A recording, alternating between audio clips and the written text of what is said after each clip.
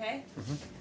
Alright, good evening. My name is Caitlin Porcelain, and I have a question for you. How do you feel about marijuana? Does it make a difference when I talk about medical marijuana and being used for treatments like medication, or the other way where it has a negative connotation? We're talking about DUIs. People think that people who use marijuana use it for recreational purposes only, where some of these people are actually probably trying to self-medicate without even really knowing. They may have PTSD or another disorder. So I've been working in healthcare for the last 14 years, and I've seen many conditions where this would be quite helpful, according to the studies that I've seen, where marijuana has actually been legalized already for that purpose.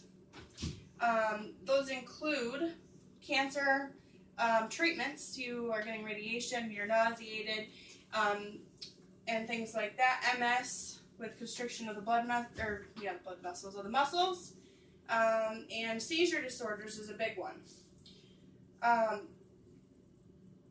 We shouldn't realize that when it comes to this topic, or we should realize when it comes to this topic, that we used to think about opioids in the same way, but now they are used in medications, and we don't think about them as connected to a drug addict or anything like that. We use them for pain relief.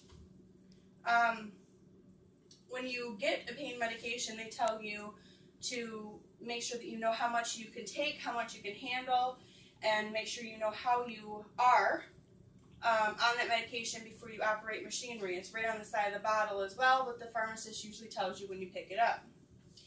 So it's no different than your pain medication you're getting now, a controlled substance. Other medications that could also do the same thing that everyone is taking right now that's legal. For allergies, even Benadryl can give you the same kind of reaction. Anxiety with Xanax, cold medicine, depression, diabetes, high blood pressure, muscle spasms, Parkinson's, and schizophrenia. Now, the FDA website talks about the issue of things to do with these medications. You can adjust the dose of the medication, like I stated, for you to not have where your motor skills are changed in any way. You can also adjust the timing of the doses so that it would be in a time that would not affect you driving or being at work. Now, according to the DEA website, marijuana is currently listed as a Schedule I drug. These Schedule I drugs or substances are refined as drugs with no currently accepted medical use. Schedule I drugs are most dangerous of all the drugs, with potential severe psychological and physical dependence. But yet, we are already using it actually for approved THC. THC is the active ingredient. The FDA website talks about the key ingredient in marijuana has already been approved, and it is called Marinol. It is used for appetite to increase the appetite in people. It's used for the elderly or for cancer patients and things like that. That was actually approved in May 31st. It has approved on May 31st, 1985. Cancer patients, loss of appetite with AIDS patients as well. It relieves nausea and vomiting. I lost my page.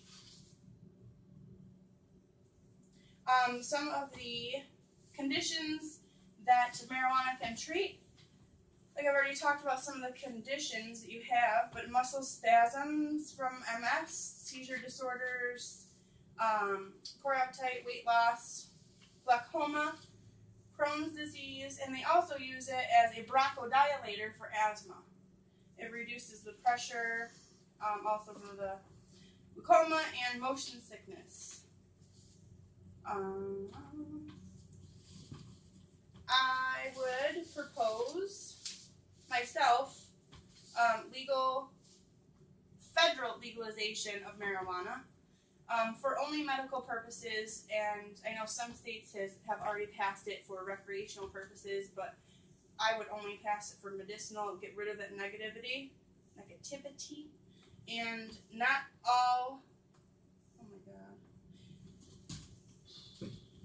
I believe that by legaling across the country, the whole entire country, with the same policy, rather than states individually legalizing them with their own laws and policies, I would propose it only being available in the medicinal form, not being smoked. So, according to the United Patients Group, it would be vaporizers, oils, tablets, oral sprays, skin patches, topical creams, and suppositories. I believe that as it would be used as medication, it should be covered by insurance and treated the same as a controlled substance. Like Vicodin, I would propose that the marijuana be grown in a controlled environment and to be regulated for its potency and quality control. Each state would be responsible for producing enough of the plant for their pharmacies and their people in their state. The marijuana would be taxed, and the tax would go to the state to help with their annual budget in any way they see fit.